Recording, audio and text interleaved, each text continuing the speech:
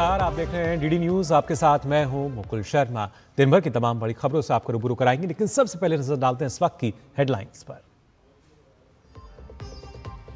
बिहार में चुनावी घमासान, महागठबंधन में सीटों पर आपस में ही मारामारी। भाजपा ने महागठबंधन को बताया लठबंधन। जेडीयू ने कहा टूट के कगार पर है महागठबंधन।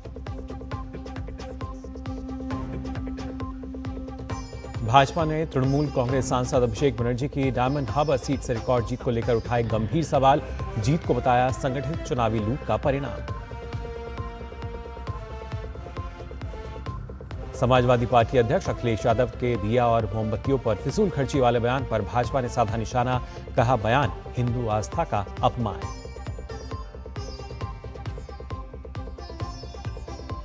भारतीय अंतरिक्ष अनुसंधान संगठन यानी इसरो की बड़ी कामयाबी। चंद्रयान 2 ने पहली बार देखा चांद पर कोरोनल मास इंजेक्शन यानी सौर विस्फोटों की ऊर्जा का असर।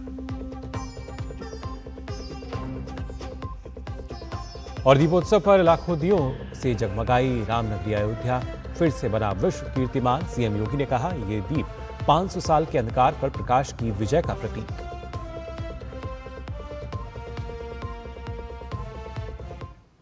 और आइए बुलेटिन में सबसे पहले बात कर लेते हैं बिहार की। बिहार की सियासत में इन दिनों जबरदस्त हलचल है। चुनावी रण में जहां एनडीए संगठित और तैयार नजर आ रहा है, वहीं महागठबंधन के भीतर मची खींचतान सियासी सुर्खियों में है। सीट बंटवारे को लेकर टिकट वितरण तक हर मोर्चे पर मतभेद खुलकर सामने है। दूसरे चरण के नामांकन के लिए आखिरी तारीख सिर पर है, लेकिन महागठबंधन में अभी भी एक राय नहीं बन पाई है। उल्टा घटक दल कई सीटों पर एक दूसरे से ही भिड़ने को तैयार है। आरजेडी में बगावत सड़कों तक पहुंच चुकी है। देखिए बिहार के सियासी रण की ये तस्वीर।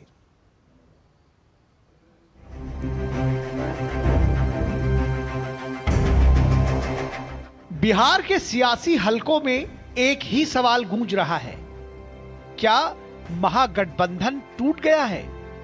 दूसरे चरण के नामांकन के लिए केवल एक दिन बाकी है और महागठबंधन के दल ना तो सीट शेयरिंग की घोषणा कर पाए हैं और ना ही ये तय कर पाए हैं कि कौन किस सीट पर चुनाव लड़ेगा। अब गठबंधन के दल कई सीटों पर एक दूसरे के खिलाफ ताल ठोक रहे हैं। इतना ही नहीं, एक दूसरे के खिलाफ बयानों के तीर भी छोड़े जा रहे हैं। आलम यह है कि मधेपुरा के आलमनगर विधानसभा क्षेत्र से एक प्रत्याशी को आरजेडी और वीआईपी दो पार्टियों से टिकट मिल गया है और उन्होंने दोनों दलों के सिंबल पर अलग अलग सेटों में अपने पर्चे भी दाखिल कर दिए हैं। बात यही नहीं खत्म होती। आरजेडी में तो टिकट बंटवारे पर आपसी लड़ाई अब सड़क पर उतर आई है। लालू यादव के आवास के बाहर मधुबन विधानसभा से आरजेडी टिकट के दावेदार मदन शाह टिकट कटने पर अपना कुर्ता फाड़कर सड़क पर लौटते और फूट फूट कर रोते नजर आए। उन्होंने आरजेडी पर पैसे लेकर टिकट बेचने के गंभीर आरोप लगाए। जमीन जो है ना 2 बीघा बेचे है 4 लाख रुपए काठा में, वह जमीन जो है 2 करोड़ रुपए काठा है। सरकार नहीं बनेगा इसका, ये 25 को बस्ती बन जाएगा लालू। एनडीए के दल महागठबंधन में मची सिर्फ फुटबॉल पर हमलावर भी हैं और चुटकी भी ले रहे हैं। तेजस्वी यादव की दूरदर्शिता की वजह से केवल बिहार में गठबंधन एक बड़ी टूट के कगार पर नहीं पहुंचा है। झारखंड में आरजेडी की कोई औकात नहीं थी, लेकिन जेएमएम ने आरजेडी को सम्मानजनक हिस्सेदारी दी। जेएमएम को झारखंड के रिश्ते पर भी विचार करना चाहिए। झारखंड में आरजेडी को बाहर करना चाहिए। जहां तक बिहार का सवाल है, तो ये गठबंधन टूट गया है। महागठबंधन अब कोई चीज नहीं है। ये गठबंधन एनडीए के खिलाफ किसी को लड़ने की ताकत नहीं थी। लालू यादव अपने बेटे को मुख्यमंत्री बनाना चाहते थे, कांग्रेस ने अभी तक नहीं माना और वो एक तरह से बिखर चुका है। जो लोग इकट्ठे चल नहीं सकते, इकट्ठे सोच नहीं सकते, इकट्ठे चुनाव नहीं लड़ सकते, वो बिहार को क्या दिशा देंगे? जो दल आपसी सहमति तक नहीं बना पा रहे, ये बिहार जैसे बड़े राज्य के लिए स्थिर नेतृत्व और विकास की दिशा कैसे तय करेंगे? जनता की समस्याओं पर बात करने की बजाय, समस्याओं का हल सामने रखने की बजाय ये पार्टियां टिकट और कुर्सी की खींचातान में उलझी हुई हैं। इतना अंतर्विरोधों से भरा हुआ गठबंधन, अंतर्विरोधों से भरी हुई पार्टी, अंतर्विरोधों से भरे हुए परिवार, उस कारण से ये कभी बिहार को सकारात्मक दिशा नहीं दे सकते। और मैं एक पंक्ति में कहना चाहूंगा, जो अपने कैंडिडेटों की लिस्ट नहीं बना पा रहे हैं, ये चुनाव हारने के बाद कहेंगे कि वोटर लिस्ट ठीक नहीं थी। वहीं झारखंड मुक्ति मोर्चा ने भी बिहार की 6 सीटों पर अपने उम्मीदवार उतारने का ऐलान करके महागठबंधन की मुश्किलें और बढ़ा दी हैं। महागठबंधन में आपसी कलह के बीच आरजेडी ने इस खींचतान को लेकर कांग्रेस को नसीहत दी है। आरजेडी नेता मृत्युंजय तिवारी ने कहा कि बिहार में महागठबंधन के घटक दलों को राष्ट्रीय जनता दल की प्रमुखता को समझना चाहिए। इन सभी सहयोगी दलों को ये बात समझनी चाहिए, राष्ट्रीय जनता दल तो सिर्फ बिहार में चुनाव लड़ती है, झारखंड में कुछ सीटों पर लड़ती है। हम तो कर्नाटका, राजस्थान, मध्य प्रदेश में सीट मांगने नहीं जाते हैं कांग्रेस से।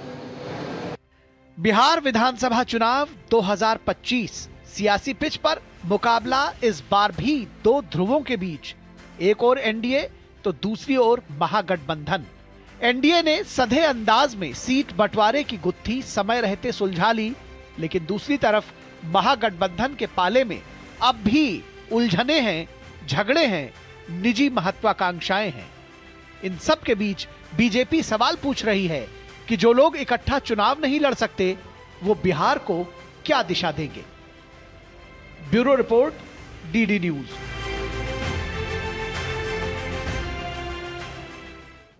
और बिहार के बाद आइए बात कर लेते हैं पश्चिम बंगाल की भी, जहां एक बार फिर चुनावी जीत पर सियासी संग्राम छिड़ गया है। डायमंड हार्बर से तृणमूल सांसद अभिषेक बनर्जी की रिकॉर्ड जीत अब विपक्ष के निशाने पर है। भाजपा ने इसे लोकतंत्र की जीत नहीं बल्कि चुनावी लूट का मॉडल बताया है। भाजपा नेताओं का कहना है कि बंगाल में हिंसा और दहशत के सहारे सत्ता बचाने की कोशिश चल रही है। देखिए कैसे बंगाल की सियासत में जीत के जश्न के बीच अब उठ रहे हैं लोकतंत्र की पारदर्शिता पर बड़े सवाल। पश्चिम बंगाल की डायमंड हार्बर सीट से तृणमूल सांसद अभिषेक बनर्जी की रिकॉर्ड जीत पर अब सियासी बवाल मच गया है।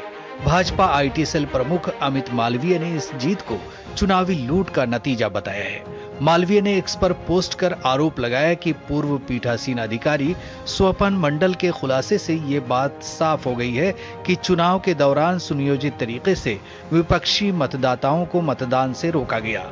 ईवीएम मशीनों में विपक्षी उम्मीदवारों के बटन पर काला टेप लगाया गया और मृत या अनुपस्थित मतदाताओं के नाम पर फर्जी वोट डाले गए। उन्होंने सवाल उठाया कि अगर सब कुछ पारदर्शी है तो मुख्यमंत्री ममता बनर्जी एसआईआर प्रक्रिया का विरोध क्यों कर रही हैं? अमित मालवीय का दावा है कि टीएमसी की बढ़त फर्जी वोटों के सहारे बनाई गई है और पारदर्शी जांच होने पर यह खुलासा हो जाएगा। उन्होंने कहा कि लोकतंत्र की बहाली के लिए इस लूट मॉडल को खत्म करना जरूरी है। भाजपा सांसद संबित पात्रा ने भी स्वपन मंडल के खुलासे पर बात करते हुए ममता बनर्जी और टीएमसी पर निशाना साधा। साथ ही पश्चिम बंगाल में अवैध प्रवासियों और प्रॉक्सी वोटिंग पर सवाल खड़े किए। बंगाल में किस प्रकार से ममता बनर्जी जी ने और तृणमूल कांग्रेस ने वोट की डकैती, वोट का लूट तंत्र मचा रखा है, यह कल एक इंटरव्यू से स्पष्ट हुआ। स्वपन मंडल जो कि बूथ लेवल ऑफिसर्स होते हैं, बीएलओ, उनका जो मंच है उसके वो जनरल सेक्रेटरी हैं। उन्होंने अपने एक इंटरव्यू में कहा है और बड़े स्पष्ट रूप से कहा है किस प्रकार ममता बनर्जी वोट की डकैती करती है बंगाल में। भाजपा नेताओं का कहना है कि बंगाल में जनता पर अत्याचारों से लेकर भाजपा सांसदों खगेन मुर्मू और राजू बिष्ट पर हाल ही में हुए हमले दर्शाते हैं कि ममता बनर्जी आगामी चुनाव हारने के डर से हिंसा का सहारा ले रही हैं और एसआईआर प्रक्रिया का विरोध कर रही हैं। भाजपा नेताओं ने सवाल उठाया कि बंगाल में जब चुने हुए जनप्रतिनिधियों की सुरक्षा सुनिश्चित नहीं है, तब आम नागरिकों की सुरक्षा की क्या गारंटी है। भारतीय जनता पार्टी तृणमूल कांग्रेस की इन सरकार के अत्याचारी कारनामों के आगे झुकने वाली नहीं है। बंगाल की जनता का पूर्ण विश्वास हमारे साथ है और इन तरह की हिंसक वारदातों का लोकतंत्र में कोई स्थान नहीं होना चाहिए। इसका प्रभावी और मुंह तोड़ जवाब आने वाले समय में चुनावों में बंगाल की जनता देगी। बंगाल में सब जगह हिंसा बढ़ रहा है टीएमसी चुनाव जबरदस्ती डरा के जीतना चाह रही है। जितना एसआईआर होने की संभावना बढ़ रहा है उतना टेंशन, उतना उनकी भाषा बदल रही है, रवैया बदल रही है। यहाँ जनप्रतिनिधि एमएलए एमपी अगर नहीं घूम सकते हैं, लोगों से नहीं मिल सकते हैं, तो चुनाव कैसे होगा? लोकतंत्र कहाँ है? ऐसे लोगों का सुरक्षा नहीं है तो आम जनता कैसे चुनाव में भाग? उधर दक्षिण 24 परगना में रविवार को आयोजित एक सभा के दौरान राज्य विधानसभा के नेता प्रतिपक्ष और नंदीग्राम से भाजपा विधायक शुभेंदु अधिकारी की उपस्थिति में पश्चिम बंगाल में राष्ट्रपति शासन लागू करने की मांग उठी। राज्य में जिस प्रकार से हिंसा और अवैध घुसपैठ के मामले उठ रहे हैं, उसको लेकर भाजपा की ओर से एसआईआर और राष्ट्रपति शासन की मांग बढ़ती जा रही है। Bureau report, DD news. और आइए बुलेटिन में आंखें हम बढ़ते हैं। आपको बता दें, दीपावली के उत्सव के बीच समाजवादी पार्टी के अध्यक्ष अखिलेश यादव के एक बयान ने सियासी बम फोड़ दिया है। क्रिसमस और दीपावली की तुलना करते हुए उन्होंने दियों और मोमबत्तियों पर खर्च को फिजूल बताया और यहीं से विवाद शुरू हो गया। बीजेपी ने इसे हिंदू परंपराओं का अपमान बताते हुए तीखा हमला बोला है और कहा है कि अखिलेश का ये बयान न सिर्फ भारतीय संस्कृति पर प्रहार है, बल्कि उन कुम्हार परिवारों के पेट पर भी लात है जो दीप बनाकर रोजी कमाते हैं। देखिए खास रिपोर्ट। देश भर में दीपावली की धूम है, लेकिन समाजवादी पार्टी के अध्यक्ष अखिलेश यादव दीपावली पर अपने एक बयान को लेकर एक बार फिर विवादों में घिर गए हैं। उन्होंने क्रिसमस और दीपावली की तुलना करते हुए दियों और मोमबत्तियों पर होने वाले खर्च को फिजूल बताकर नया विवाद खड़ा कर दिया है। क्रिसमस का समय पूरी शहर जगमगा जाते हैं और महीनों जगमगा के रखते हैं वो लोग, उन्हीं से सीख लो। क्यों खर्चा करना बार बार दियों का, मोमबत्ती का और ये दिमाग लगाना? तो फिर क्या उम्मीद करोगे? ऐसा सगा हटाइए इसको, बहुत सुंदर रोशनी कराएंगे हम लोग।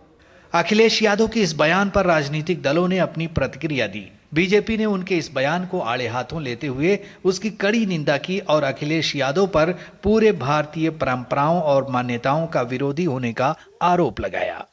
अखिलेश यादव जी का यह बयान बहुत ही निंदनीय और भर्त्सना योग्य है कि उनको दीपावली के इन दियों जलाने में समस्या नजर आ रही है और ये उसी मानसिकता से प्रेरित है जो इंडी गठबंधन कहता है इरेडिकेशन ऑफ सनातन धर्म, या ये उसी विचार से प्रेरित है जो राहुल गांधी कहते हैं हिंदू धर्म की शक्ति है, मुझे उससे लड़ना है।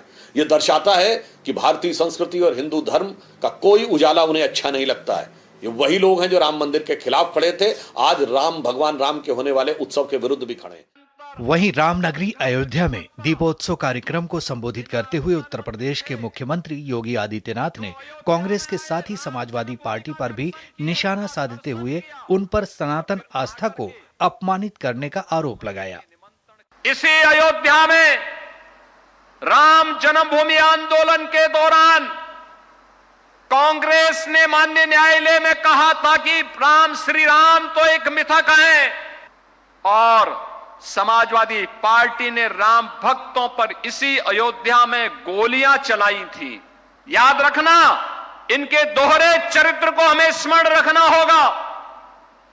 कैसे भारत की सनातन आस्था का ये लोग अपमानित करते रहे हैं और किस किस प्रकार के शब्दों का इस्तेमाल ये लोग करते रहे हैं।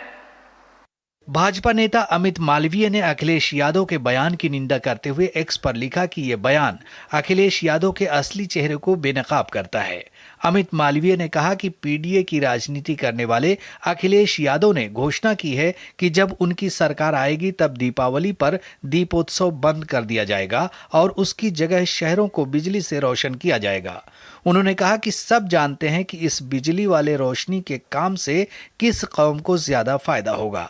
चाइनीज एलईडी लगाने से न सिर्फ देश के आत्मनिर्भर भारत अभियान को धक्का लगेगा, बल्कि हमारी परंपरा और संस्कृति पर भी आघात होगा। सबसे ज्यादा नुकसान तो प्रजापति समाज का होगा, वही लोग जो मिट्टी के बर्तन, गमले और त्योहारों के समय दीपक बनाकर अपने परिवार का गुजारा करते हैं। अखिलेश यादव ने उनके पेट पर लात मारने जैसा काम किया है। अमित मालवीय ने पूछा कि क्या सिर्फ कुछ वोटों के लालच में अखिलेश यादव हिंदुओं की आस्था और कुम्हार समाज का इतना बड़ा अपमान करेंगे। उन्होंने आगे कहा कि उत्तर प्रदेश और ओबीसी समाज इस अपमान का जवाब जरूर देगा। Bureau report, DD news. और बुलेटिन में फिलहाल हम यहाँ रुकने एक छोटे से ब्रेक के लिए। कभी नाच गाना और बेहतरीन खाना, कभी सास बहू की नोक-झोंक में स्वाद का मुस्कुराना, कभी रिश्तों में मुस्कुराहट और स्वाद भरना। असली मसालों का उपहार MDH बनाए खास हर त्योहार, क्योंकि हर रिश्ता है स्वाद से जुड़ा। आइए मनाए खुशियों की दीपावली MDH मसालों वाली। अरे हैप्पी दिवाली आपको भी कपिला पशु आहार की तरफ से दिवाली की ढेर सारी शुभकामनाएं। हो हाँ भाई, इनकी तरफ से भी। राष्ट्रीय पर्व दीपावली की आप सबको बहुत बहुत शुभकामनाएं। आप सभी देशवासियों को दीपावली की बहुत बहुत शुभकामनाएं। इच्छाओं की कोई उम्र नहीं होती, आज हो या कल आंखों में हरदम चमकती, कल भी रहे आज के ठाट, ना हो टेंशन रिटायरमेंट के बाद, हाँ करनी है तैयारी NPS जरूरी है।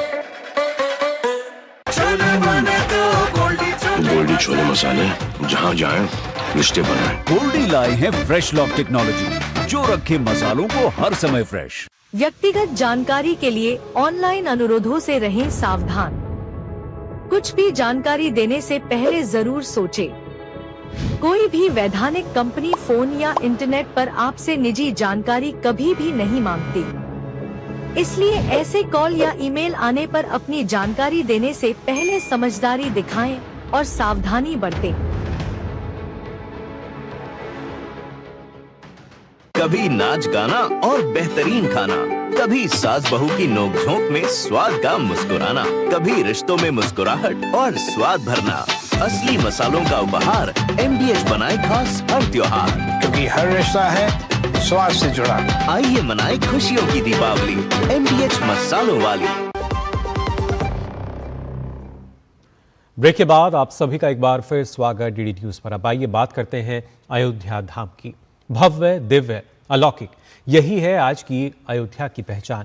श्री राम की नगरी में एक बार फिर इतिहास रचा गया। सरयू तट से लेकर राम मंदिर तक हर दिशा में केवल प्रकाश ही प्रकाश, हर घर में दीप, हर मन में उत्सव और हर दिल में जय श्री राम की गूंज। अयोध्या में दीपोत्सव चरम पर है। 26,17,215 दियों की रोशनी ने पूरी नगरी को स्वर्ण आभा में रंग दिया। ये सिर्फ एक उत्सव नहीं बल्कि आस्था, परंपरा और गौरव का अद्भुत संगम है। सरयू घाटों से उठती दीप लहरें, आकाश में चमकते आतिशबाजी के रंग और जन जन के चेहरे पर वही भक्ति, वही उल्लास जो राम के युग की झलक दिखा रही है। मुख्यमंत्री योगी आदित्यनाथ दीपोत्सव स्थल पर पहुंचकर उन्होंने इस भव्य आयोजन का वो भी हिस्सा बने। उन्होंने कहा कि अयोध्या अब केवल एक शहर नहीं, ये हमारी सनातन संस्कृति की आत्मा है। उन्होंने कहा कि ये दीपोत्सव 500 साल के अंधकार पर प्रकाश की विजय का प्रतीक है। अयोध्या की यह रोशनी सिर्फ शहर को नहीं बल्कि पूरे देश के दिलों को जगमगा रही है। भक्ति की ये लौ अब अमिट है, क्योंकि यह लौ राम में विश्वास की है, भारत की आत्मा की है।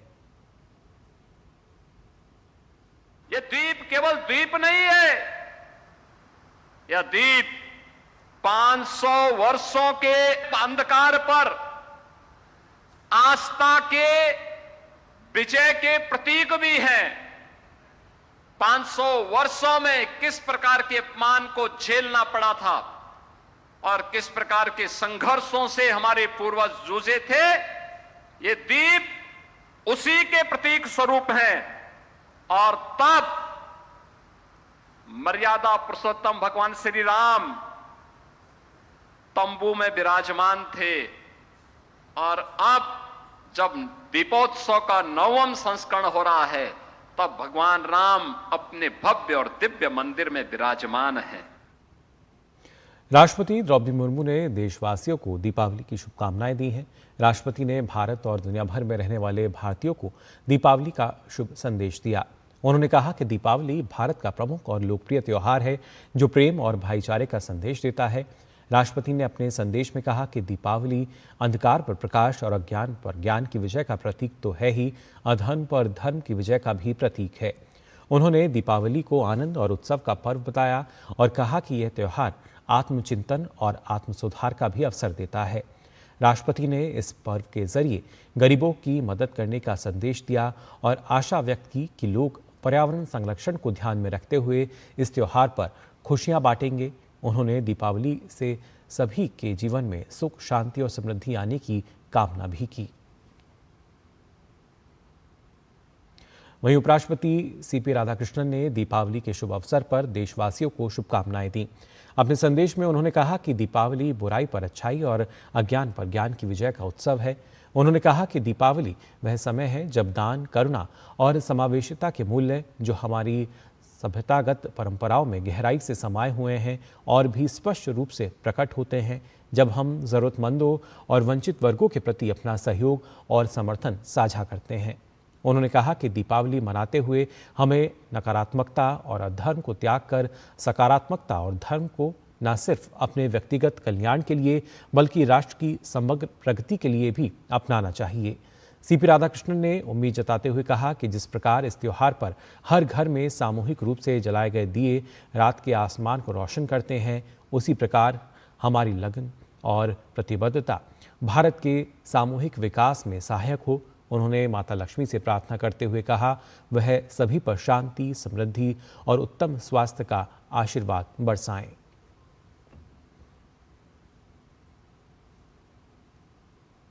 दीपावली और छठ के त्योहारों को देखते हुए भारतीय रेलवे ने यात्रियों के लिए खास इंतजाम किए हैं। इसी का जायजा लेने के लिए आज रेल मंत्री अश्विनी वैष्णव दिल्ली के आनंद विहार रेलवे स्टेशन पहुंचे। इस दौरान उन्होंने यात्रियों से सीधे बातचीत कर व्यवस्थाओं पर उनका फीडबैक भी लिया। रेल मंत्री ने बताया कि त्योहारी भीड़ को देखते हुए देश भर में रिकॉर्ड 12,000 स्पेशल ट्रेनें चलाई जा रही हैं। उन्होंने ये भी कहा कि रेलवे के 12 लाख कर्मचारी यात्रियों की यात्रा को आरामदायक और सुरक्षित बनाने के लिए दिन रात काम कर रहे हैं। पूरे देश भर में पैसेंजर्स का जो सर्ज आता है, बहुत पैसेंजर्स एक साथ अपने अपने नेटिव प्लेसेस पे जाना चाहते हैं या फिर कहीं पे जाना चाहते हैं, तो उनके लिए एक विशेष व्यवस्था की गई है इस बार। और ये आनंद विहार टर्मिनल है, यहाँ पर अभी कई पैसेंजर्स से बातचीत की और पैसेंजर्स ने जो व्यवस्था है उसको अप्रिशिएट किया है। पैसेंजर गाड़ियाँ भी बहुत एक्स्ट्रा चलाई है, 12,000 गाड़ियाँ एक्स्ट्रा चलाई है इस बार, जिसका एक लाभ सबको बेनिफिट भी मिल रहा है। पूरे देश भर में जो बहुत बड़े सेंटर्स हैं जहाँ पे एक साथ सडन पैसेंजर्स का सर्ज आता है, चाहे वो साउथ में हो, वेस्ट में हो, सब जगह बहुत बड़ी मात्रा में व्यवस्था की गई है। और दीपावली से पहले चंद्रयान 2 ने एक बड़ी खुशखबरी दी है। चंद्रयान 2 ने पता लगाया है कि सूर्य के कोरोनल मास इंजेक्शन यानी सौर विस्फोटों की ऊर्जा का चंद्रमा पर क्या प्रभाव पड़ता है। अंतरिक्ष की दुनिया में इसे बड़ी कामयाबी माना जा रहा है। इसरो की इस कामयाबी पर देखिए हमारी खास रिपोर्ट। अंतरिक्ष में इसरो का डंका। चांद पर होता है सूरज के विस्फोट का असर। पहली बार चंद्रयान 2 ने प्रस्तुत किए प्रमाण। देश हर्षोल्लास के साथ दिवाली की खुशियों में डूबा है। इस बीच अंतरिक्ष से एक ऐसी सुखद खबर आई है जिसने दीपोत्सव की खुशियों को कई गुना बढ़ा दिया है। दरअसल चंद्रयान 2 मिशन ने पहली बार दुनिया के सामने ये तथ्य प्रस्तुत किया है कि सूर्य से निकलने वाली ऊर्जा चंद्रमा के वायुमंडल को सीधे तौर पर प्रभावित करती है। भारतीय अंतरिक्ष अनुसंधान संगठन यानी कि इसरो के अनुसार चंद्रयान 2 के ऑर्बिटर पर लगे चंद्रा एटमॉस्फेरिक कंपोजिशन एक्सप्लोरर 2 ने ये रिकॉर्ड किया है कि सूर्य से निकलने वाले कोरोनल मास इजेक्शन यानी सौर विस्फोटों की ऊर्जा चंद्रमा के बहिर्मंडल यानी कि एक्सोस्फीयर पर असर डालती है। आइए आपको बताते हैं कि कोरोनल मास इजेक्शन आखिर होता क्या है और इसका चांद की सतह पर क्या असर होता है। सूर्य की सतह पर हर समय हजारों लाखों विस्फोट होते रहते हैं। इसकी वजह से भयानक तूफान उठता है और अंतरिक्ष में बहुत सा चार्ज प्लाज्मा फैल जाता है। इसे ही कोरोनल मास इजेक्शन कहते हैं। चंद्रयान के डेटा से पता चला है कि कोरोनल मास इजेक्शन के चंद्रमा से टकराने के बाद यहाँ के पतले वायुमंडल यानी कि एक्सोस्फीयर पर 1000 गुना दबाव बढ़ गया। दरअसल चांद पर किसी तरह का वायुमंडल और चुंबकीय क्षेत्र नहीं होने से ये दबाव दर्ज किया गया। इसरो के मुताबिक चंद्रयान 2 ने 10 मई 2024 को इस प्रभाव को ऑब्जर्व किया जब सूर्य पर दुर्लभ सौर घटनाएं घटी और कई सौर विस्फोट चंद्रमा से टकराए। इसरो ने कहा है कि इस जानकारी से चंद्रमा के एक्सोस्फीयर पर अंतरिक्ष मौसम के प्रभाव को समझने में मदद मिलेगी। इसरो और चंद्रयान 2 की इस सफलता से अंतरिक्ष की दुनिया को और बेहतर ढंग से समझने में मदद मिलेगी। वैज्ञानिक पहले से जानते थे कि कोरोनल मास इजेक्शन का चांद पर प्रभाव पड़ता है। हालांकि चंद्रयान 2 की इस उपलब्धि ने वैज्ञानिक सिद्धांत को प्रमाण में बदल दिया है। Bureau report, DD news. तो फिलहाल के लिए इस बुलेटिन में बस इतना ही, लेकिन देश और दुनिया की तमाम खबरों के लिए आप देखते रहिए डीडी न्यूज।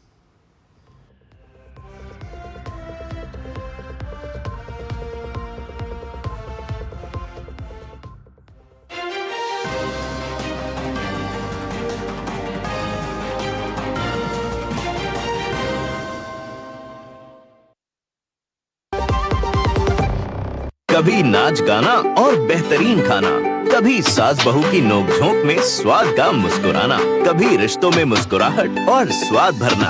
असली मसालों का उपहार MDH बनाए खास हर त्योहार, क्योंकि हर रिश्ता है स्वाद से जुड़ा।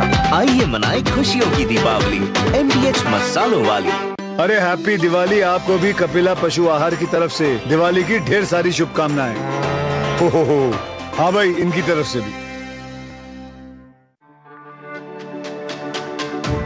मेरी पसंद, मेरी पसंद, मेरी पसंद, मेरी पसंद, हमारी पसंद, हम सबकी पसंद। मजबूत देश का मजबूत सरिया हो गया steel. Hey girls! Hi! Congratulations! आज तो पार्टी चाहिए। चैंपियन के साथ सेल्फी लेंगे। आइडिया, यही करते हैं पार्टी। Pizza party. ये चल अपना कार्ड और पिन दे। मेरे कार्ड की डिटेल्स मैं खुद ही डालूंगी। RBI कहता है अपना पिन, OTP, CVV या इंटरनेट बैंकिंग पासवर्ड किसी के साथ शेयर ना करें। ऑनलाइन बैंकिंग सिर्फ अपने कंप्यूटर, मोबाइल और सिक्योर नेटवर्क से करें। बाय गर्ल्स, कहाँ जा रही है? सुना नहीं?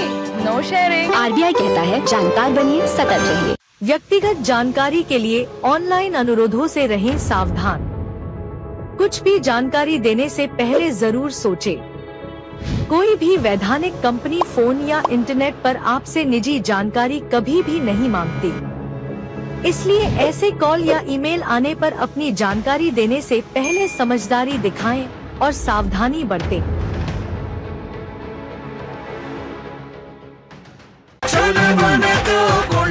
गोल्डी छोले मसाले, जहाँ जाएं रिश्ते बनाएं। गोल्डी लाए हैं फ्रेश लॉक टेक्नोलॉजी, जो रखे मसालों को हर समय फ्रेश।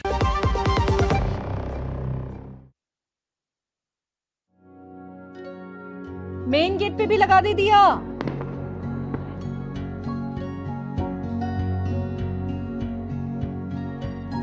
हाँ बोल। माँ, यू सारी lights full on Diwali vibe. हाँ, इतना प्रिटी लग रहा है। सब बहुत याद कर रहे हैं तुझे, पर तू है कि अपने काम में ही खोई हुई है। तुझे आज यहाँ होना चाहिए था। आई मिस यू टू माँ। और वैसे भी यहाँ पूरी दिवाली की सफाई मुझे अकेले करनी पड़ती है। अच्छा तू तो मेरा बड़ा हाथ बटाती थी। उल्टा तुझे छोड़कर अगर 2 मिनट के लिए भी मुझे किचन में जाना होता था ना, तो पूरा घर तू सर पर उठा लेती थी। वो कौन सा शो था तेरा? फौजी। वो लगाना पड़ता था मुझे। तुम कौन सा बिना टीवी के कुछ करती थी? माँ, एक लिंक भेज रही हूँ, चेक करो जल्दी। ये क्या है? वेव्स, ब्योमकेश बख्शी, अलिफ लैला, ये तो सब मेरे फेवरेट शोज हैं। You will love this app, माँ। अरे क्या तो श्रीमान श्रीमती भी है। तो फिर फौजी का एक एपिसोड साथ में देखे। चल बेटा, ब्रेन को भी भेज देगी लिंक। हाँ यार। नई भी पुरानी भी, वेव्स OTT पे हर कहानी दिल से जुड़ी है। इस दिवाली पे जगाओ खुशियों की नई लहर।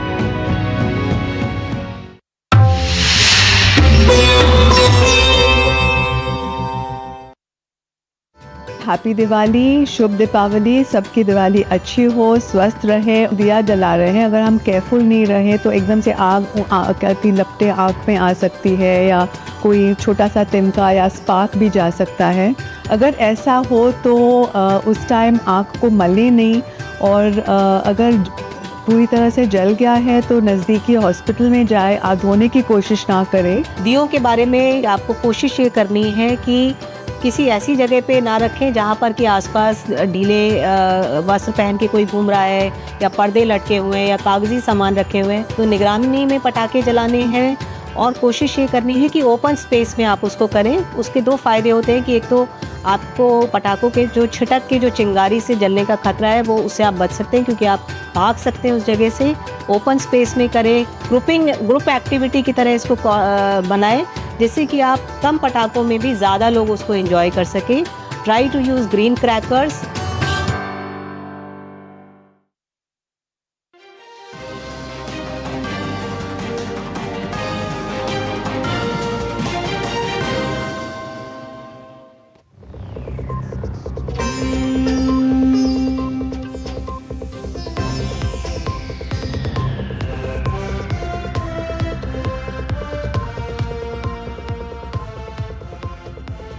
नमस्कार, आप देख रहे हैं डीडी न्यूज। आपके साथ मैं हूं मुकुल शर्मा।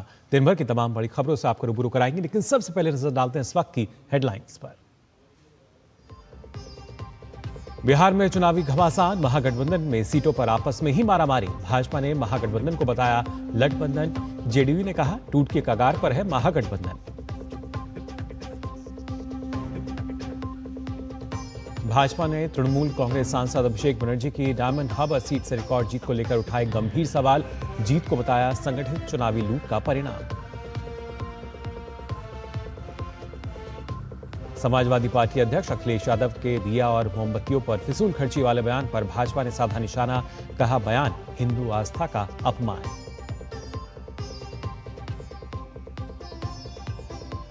भारतीय अंतरिक्ष अनुसंधान संगठन यानी इसरो की बड़ी कामयाबी। चंद्रयान 2 ने पहली बार देखा चांद पर कोरोनल मास इंजेक्शन यानी सौर विस्फोटों की ऊर्जा का आसार।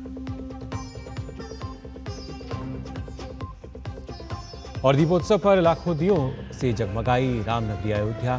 फिर से बना विश्व कीर्तिमान। सीएम योगी ने कहा ये दीप 500 साल के अंधकार पर प्रकाश की विजय का प्रतीक।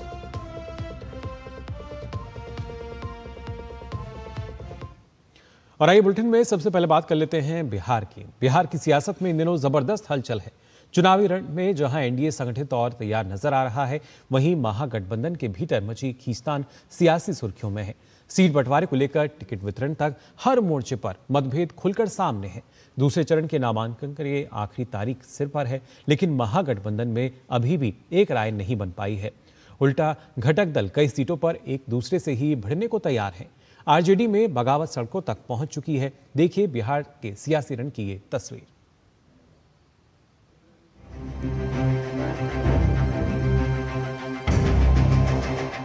बिहार के सियासी हलकों में एक ही सवाल गूंज रहा है, क्या महागठबंधन टूट गया है? दूसरे चरण के नामांकन के लिए केवल एक दिन बाकी है और महागठबंधन के दल ना तो सीट शेयरिंग की घोषणा कर पाए हैं और ना ही ये तय कर पाए हैं कि कौन किस सीट पर चुनाव लड़ेगा। अब गठबंधन के दल कई सीटों पर एक दूसरे के खिलाफ ताल ठोक रहे हैं।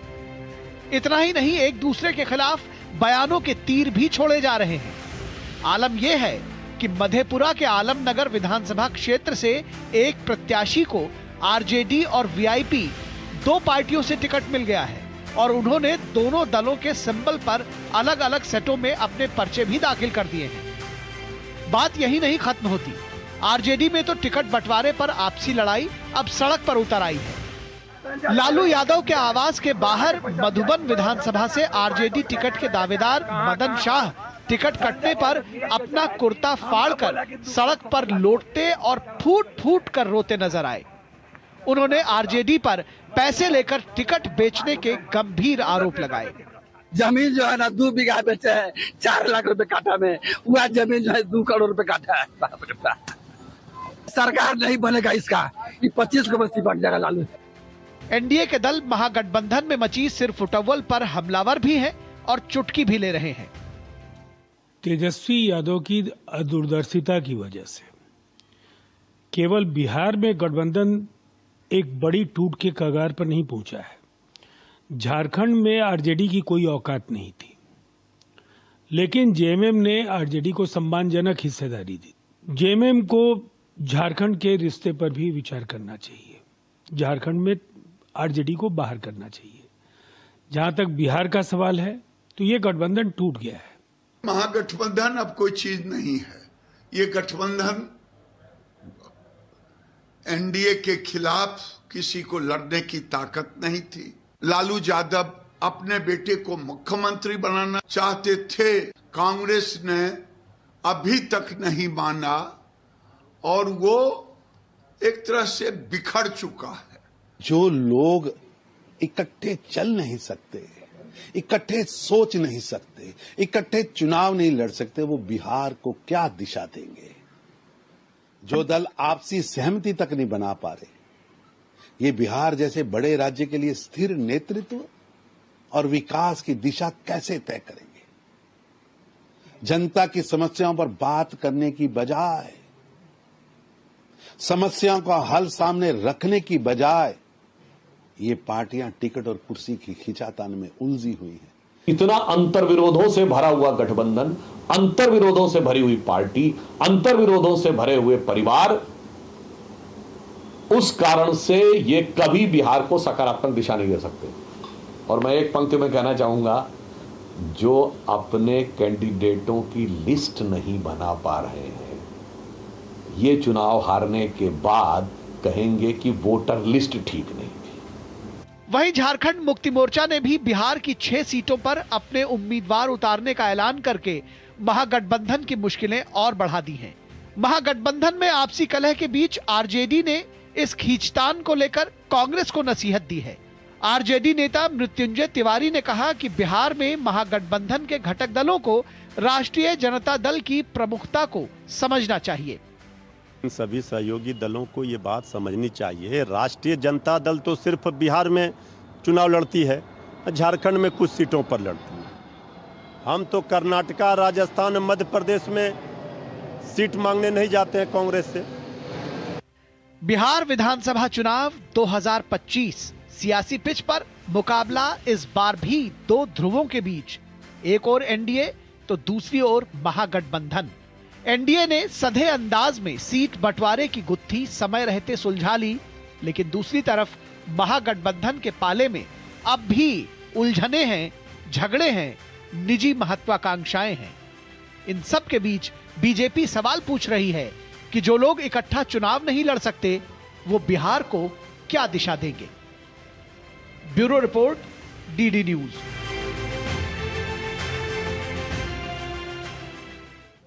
और बिहार के बाद आइए बात कर लेते हैं पश्चिम बंगाल की भी, जहां एक बार फिर चुनावी जीत पर सियासी संग्राम छिड़ गया है। डायमंड हार्बर से तृणमूल सांसद अभिषेक बनर्जी की रिकॉर्ड जीत अब विपक्ष के निशाने पर है। भाजपा ने इसे लोकतंत्र की जीत नहीं बल्कि चुनावी लूट का मॉडल बताया है। भाजपा नेताओं का कहना है कि बंगाल में हिंसा और दहशत के सहारे सत्ता बचाने की कोशिश चल रही है। देखिए कैसे बंगाल की सियासत में जीत के जश्न के बीच अब उठ रहे हैं लोकतंत्र की पारदर्शिता पर बड़े सवाल। पश्चिम बंगाल की डायमंड हार्बर सीट से तृणमूल सांसद अभिषेक बनर्जी की रिकॉर्ड जीत पर अब सियासी बवाल मच गया है। भाजपा आईटी सेल प्रमुख अमित मालवीय ने इस जीत को चुनावी लूट का नतीजा बताया है। मालवीय ने एक्स पर पोस्ट कर आरोप लगाया कि पूर्व पीठासीन अधिकारी स्वपन मंडल के खुलासे से ये बात साफ हो गई है कि चुनाव के दौरान सुनियोजित तरीके से विपक्षी मतदाताओं को मतदान से रोका गया। ईवीएम मशीनों में विपक्षी उम्मीदवारों के बटन पर काला टेप लगाया गया और मृत या अनुपस्थित मतदाताओं के नाम पर फर्जी वोट डाले गए।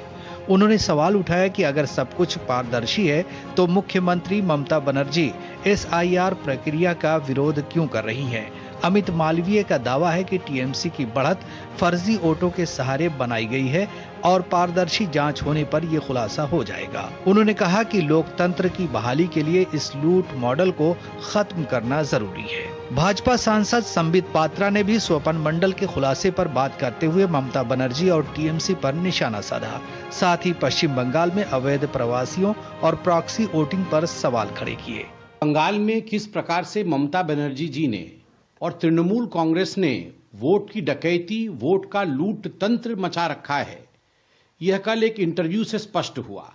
स्वपन मंडल जो कि बूथ लेवल ऑफिसर्स होते हैं, बीएलओ, उनका जो मंच है उसके वो जनरल सेक्रेटरी हैं उन्होंने अपने एक इंटरव्यू में कहा है और बड़े स्पष्ट रूप से कहा है किस प्रकार ममता बनर्जी वोट की डकैती करती है बंगाल में। भाजपा नेताओं का कहना है कि बंगाल में जनता पर अत्याचारों से लेकर भाजपा सांसदों खगेन मुर्मू और राजू बिष्ट पर हाल ही में हुए हमले दर्शाते हैं कि ममता बनर्जी आगामी चुनाव हारने के डर से हिंसा का सहारा ले रही हैं और SIR प्रक्रिया का विरोध कर रही हैं। भाजपा नेताओं ने सवाल उठाया कि बंगाल में जब चुने हुए जनप्रतिनिधियों की सुरक्षा सुनिश्चित नहीं है, तब आम नागरिकों की सुरक्षा की क्या गारंटी है। भारतीय जनता पार्टी तृणमूल कांग्रेस की इन सरकार के अत्याचारी कारनामों के आगे झुकने वाली नहीं है। बंगाल की जनता का पूर्ण विश्वास हमारे साथ है और इन तरह की हिंसक वारदातों का लोकतंत्र में कोई स्थान नहीं होना चाहिए। इसका प्रभावी और मुंह तोड़ जवाब आने वाले समय में चुनावों में बंगाल की जनता देगी। बंगाल में सब जगह हिंसा बढ़ रहा है। TMC चुनाव जबरदस्ती डरा के जीतना चाह रही है। जितना SIR होने की संभावना बढ़ रहा है उतना टेंशन, उतना उनकी भाषा बदल रही है, रवैया बदल रही है। यहाँ जनप्रतिनिधि MLA MP अगर नहीं घूम सकते हैं, लोगों से नहीं मिल सकते हैं, तो चुनाव कैसे होगा? लोकतंत्र कहाँ है? ऐसे लोगों का सुरक्षा नहीं है तो आम जनता कैसे चुनाव में भागे? उधर दक्षिण 24 परगना में रविवार को आयोजित एक सभा के दौरान राज्य विधानसभा के नेता प्रतिपक्ष और नंदीग्राम से भाजपा विधायक शुभेंदु अधिकारी की उपस्थिति में पश्चिम बंगाल में राष्ट्रपति शासन लागू करने की मांग उठी। राज्य में जिस प्रकार से हिंसा और अवैध घुसपैठ के मामले उठ रहे हैं, उसको लेकर भाजपा की ओर से SIR और राष्ट्रपति शासन की मांग बढ़ती जा रही है। Bureau report DD news. और आइए बुलेटिन में आगे हम बढ़ते हैं। आपको बता दें, दीपावली के उत्सव के बीच समाजवादी पार्टी के अध्यक्ष अखिलेश यादव के एक बयान ने सियासी बम फोड़ दिया है। क्रिसमस और दीपावली की तुलना करते हुए उन्होंने दियों और मोमबत्तियों पर खर्च को फिजूल बताया और यहीं से विवाद शुरू हो गया। बीजेपी ने इसे हिंदू परंपराओं का अपमान बताते हुए तीखा हमला बोला है और कहा है कि अखिलेश का ये बयान न सिर्फ भारतीय संस्कृति पर प्रहार है, बल्कि उन कुम्हार परिवारों के पेट पर भी लात है जो दीप बनाकर रोजी कमाते हैं। देखिए खास रिपोर्ट। देश भर में दीपावली की धूम है, लेकिन समाजवादी पार्टी के अध्यक्ष अखिलेश यादव दीपावली पर अपने एक बयान को लेकर एक बार फिर विवादों में घिर गए हैं। उन्होंने क्रिसमस और दीपावली की तुलना करते हुए दियों और मोमबत्तियों पर होने वाले खर्च को फिजूल बताकर नया विवाद खड़ा कर दिया है। क्रिसमस का समय पूरी शहर जगमगा जाते हैं और महीनों जगमगा के रखते हैं वो लोग, उन्हीं से सीख लो। क्यों खर्चा करना बार बार दियों का, मोमबत्ती का और ये दिमाग लगाना? तो फिर क्या उम्मीद करोगे? ऐसा सगाट आई है, इसको बहुत सुंदर रोशनी कराएंगे हम लोग। अखिलेश यादव के इस बयान पर राजनीतिक दलों ने अपनी प्रतिक्रिया दी। बीजेपी ने उनके इस बयान को आड़े हाथों लेते हुए उसकी कड़ी निंदा की और अखिलेश यादव पर पूरे भारतीय परंपराओं और मान्यताओं का विरोधी होने का आरोप लगाया। अखिलेश यादव जी का यह बयान बहुत ही निंदनीय और भर्त्सना योग्य है कि उनको दीपावली के इन दियों जलाने में समस्या नजर आ रही है और ये उसी मानसिकता से प्रेरित है जो इंडी गठबंधन कहता है इरेडिकेशन ऑफ सनातन धर्म, या ये उसी विचार से प्रेरित है जो राहुल गांधी कहते हैं हिंदू धर्म की शक्ति है, मुझे उससे लड़ना है। ये दर्शाता है कि भारतीय संस्कृति और हिंदू धर्म का कोई उजाला उन्हें अच्छा नहीं लगता है। ये वही लोग हैं जो राम मंदिर के खिलाफ खड़े थे, आज भगवान राम के होने वाले उत्सव के विरुद्ध भी खड़े हैं।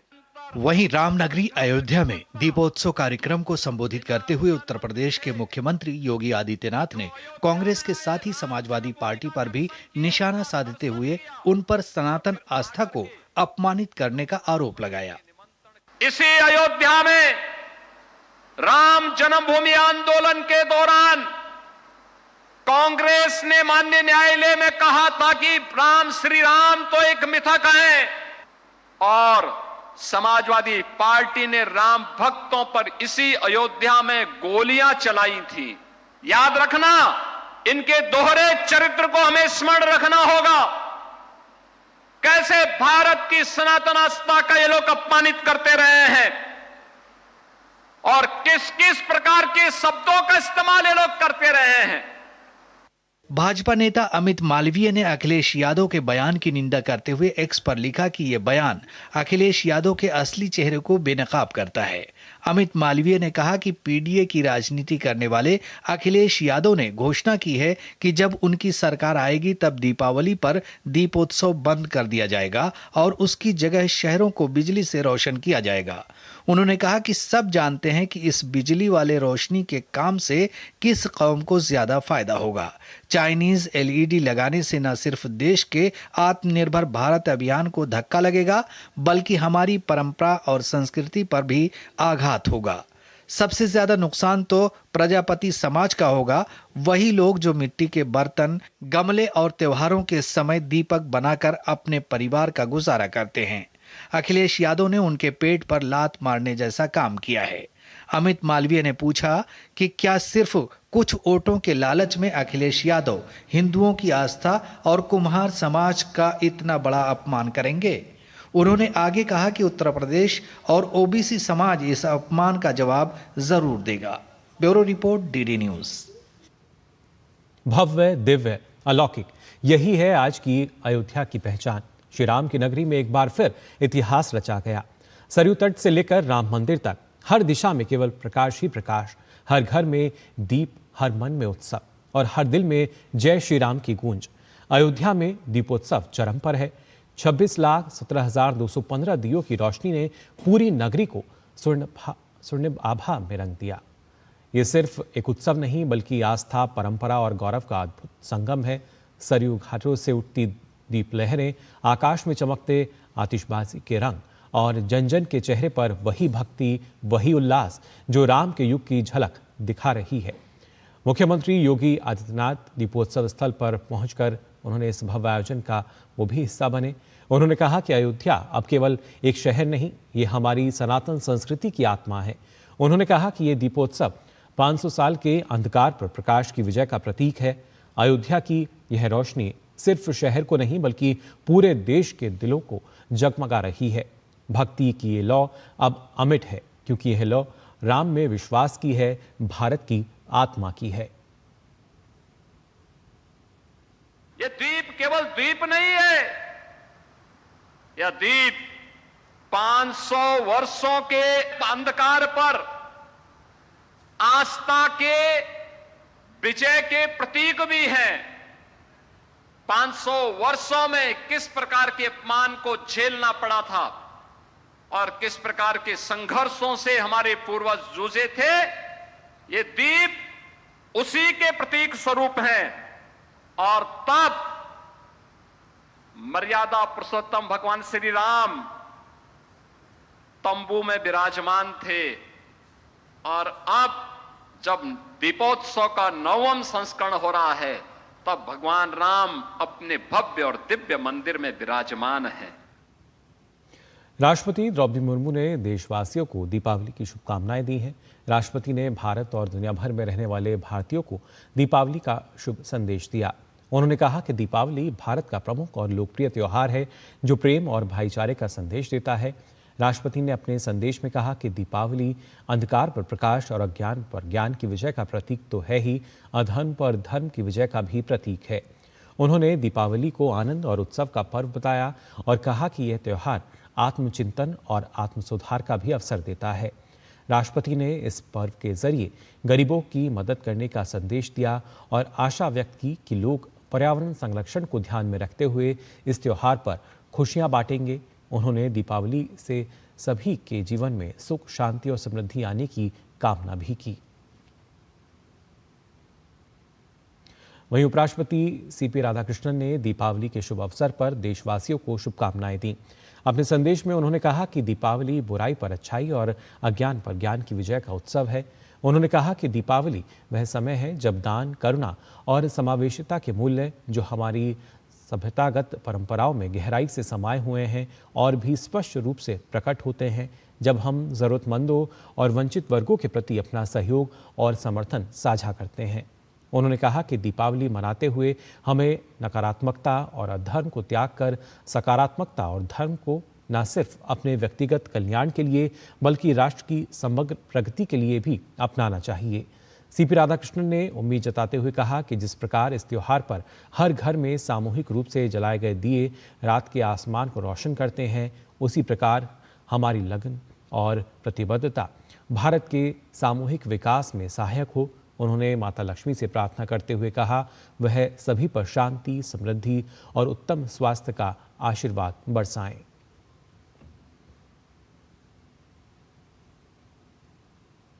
दीपावली और छठ के त्योहारों को देखते हुए भारतीय रेलवे ने यात्रियों के लिए खास इंतजाम किए हैं। इसी का जायजा लेने के लिए आज रेल मंत्री अश्विनी वैष्णव दिल्ली के आनंद विहार रेलवे स्टेशन पहुंचे। इस दौरान उन्होंने यात्रियों से सीधे बातचीत कर व्यवस्थाओं पर उनका फीडबैक भी लिया। रेल मंत्री ने बताया कि त्योहारी भीड़ को देखते हुए देश भर में रिकॉर्ड 12,000 स्पेशल ट्रेनें चलाई जा रही हैं। उन्होंने ये भी कहा कि रेलवे के 12 लाख कर्मचारी यात्रियों की यात्रा को आरामदायक और सुरक्षित बनाने के लिए दिन रात काम कर रहे हैं। पूरे देश भर में पैसेंजर्स का जो सर्ज आता है, बहुत पैसेंजर्स एक साथ अपने अपने नेटिव प्लेसेस पे जाना चाहते हैं या फिर कहीं पे जाना चाहते हैं, तो उनके लिए एक विशेष व्यवस्था की गई है इस बार। और ये आनंद विहार टर्मिनल है, यहाँ पर अभी कई पैसेंजर्स से बातचीत की और पैसेंजर्स ने जो व्यवस्था है उसको अप्रिशिएट किया है। पैसेंजर गाड़ियाँ भी बहुत एक्स्ट्रा चलाई है, 12,000 गाड़ियाँ एक्स्ट्रा चलाई है इस बार, जिसका एक लाभ सबको बेनिफिट भी मिल रहा है। पूरे देश भर में जो बहुत बड़े सेंटर्स हैं जहाँ पे एक साथ सडन पैसेंजर्स का सर्ज आता है, चाहे वो साउथ में हो, वेस्ट में हो, सब जगह बहुत बड़ी मात्रा में व्यवस्था की गई है। और दीपावली से पहले चंद्रयान 2 ने एक बड़ी खुशखबरी दी है। चंद्रयान 2 ने पता लगाया है कि सूर्य के कॉर्नल मास इंजेक्शन यानी सौर विस्फोटों की ऊर्जा का चंद्रमा पर क्या प्रभाव पड़ता है। अंतरिक्ष की दुनिया में इसे बड़ी कामयाबी माना जा रहा है। इसरो की इस कामयाबी पर देखिए हमारी खास रिपोर्ट। अंतरिक्ष में इसरो का डंका। चांद पर होता है सूरज के विस्फोट का असर। पहली बार चंद्रयान 2 ने प्रस्तुत किए प्रमाण। देश हर्षोल्लास के साथ दिवाली की खुशियों में डूबा है। इस बीच अंतरिक्ष से एक ऐसी सुखद खबर आई है जिसने दीपोत्सव की खुशियों को कई गुना बढ़ा दिया है। दरअसल चंद्रयान 2 मिशन ने पहली बार दुनिया के सामने ये तथ्य प्रस्तुत किया है कि सूर्य से निकलने वाली ऊर्जा चंद्रमा के वायुमंडल को सीधे तौर पर प्रभावित करती है। भारतीय अंतरिक्ष अनुसंधान संगठन यानी कि इसरो के अनुसार चंद्रयान 2 के ऑर्बिटर पर लगे चंद्रा एटमॉस्फेरिक कंपोजिशन एक्सप्लोरर 2 ने यह रिकॉर्ड किया है कि सूर्य से निकलने वाले कोरोनल मास इजेक्शन यानी सौर विस्फोटों की ऊर्जा चंद्रमा के बहिर्मंडल यानी कि एक्सोस्फीयर पर असर डालती है। आइए आपको बताते हैं कि कोरोनल मास इजेक्शन आखिर होता क्या है और इसका चांद की सतह पर क्या असर होता है। सूर्य की सतह पर हर समय हजारों लाखों विस्फोट होते रहते हैं। इसकी वजह से भयानक तूफान उठता है और अंतरिक्ष में बहुत सा चार्ज प्लाज्मा फैल जाता है। इसे ही कोरोनल मास इजेक्शन कहते हैं। चंद्रयान के डेटा से पता चला है कि कोरोनल मास इजेक्शन के चंद्रमा से टकराने के बाद यहाँ के पतले वायुमंडल यानी कि एक्सोस्फीयर पर 1000 गुना दबाव बढ़ गया। दरअसल चांद पर किसी तरह का वायुमंडल और चुंबकीय क्षेत्र नहीं होने से ये दबाव दर्ज किया गया। इसरो के मुताबिक चंद्रयान 2 ने 10 मई 2024 को इस प्रभाव को ऑब्जर्व किया जब सूर्य पर दुर्लभ सौर घटनाएं घटी और कई सौर विस्फोट चंद्रमा से टकराए। इसरो ने कहा है कि इस जानकारी से चंद्रमा के एक्सोस्फीयर पर अंतरिक्ष मौसम के प्रभाव को समझने में मदद मिलेगी। इसरो और चंद्रयान 2 की इस सफलता से अंतरिक्ष की दुनिया को और बेहतर ढंग से समझने में मदद मिलेगी। वैज्ञानिक पहले से जानते थे कि कोरोनल मास इजेक्शन का चांद पर प्रभाव पड़ता है। हालांकि चंद्रयान 2 की इस उपलब्धि ने वैज्ञानिक सिद्धांत को प्रमाण में बदल दिया है। Bureau report, DD news. तो फिलहाल के लिए इस बुलेटिन में बस इतना ही, लेकिन देश और दुनिया की तमाम खबरों के लिए आप देखते रहिए डीडी न्यूज।